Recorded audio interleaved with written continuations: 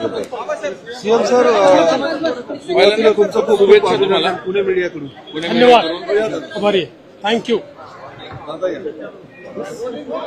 CM sir, आज पुण्यात आलेला आहात, मुख्यमंत्री पदाची शपथ घेतल्यानंतर पहिल्यांदा तुम्ही पुण्यात येत आहेत. मला असं वाटतं की पुणे ही आपली सांस्कृतिक राजधानी आहे आणि या सांस्कृतिक राजधानीमध्ये अतिशय महत्वाचा कार्यक्रम या ठिकाणी वाचन संस्कृतीला चालना देण्याकरता होतो आहे.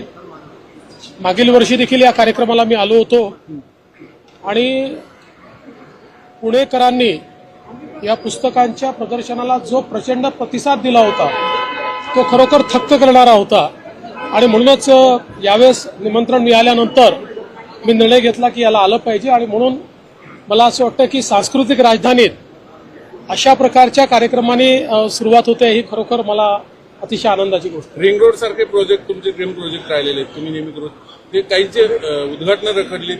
पुण्याचा अजेंडा काय असणार तुमच्यासाठी सीएम? पुण्याचा अजेंडा हा आम्ही गेल्या 2.5 वर्षात सेट केलेला आहे.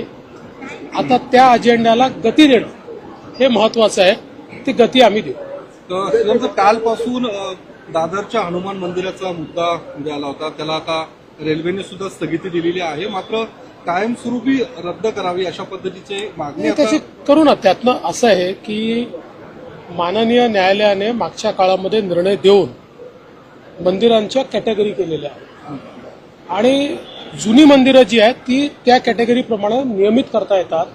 त्यामुळे रेल्वे प्रशासनाशी चर्चा करून त्या ठिकाणी आम्ही निश्चितपणे मार्ग काढू आणि त्यात जी काही नियमात आपल्याला तरतूद आहे त्यानुसार त्याचं नियमितीकरण करून घेऊ. हिंगोलीत काही फोटो समोर आले, त्याच्या चौकशीचे आदेश मी ऑलरेडी दिलेले आहेत. मंत्रिमंडळ विस्तारात उद्या होणार आहे, पालकमंत्री उद्या विस्तार होणार आहे. कार्यकर्त्यांची मागणी लवकरच तुम्हाला सगळी माहिती लवकरच लवकरच विस्तार होणार आहे का?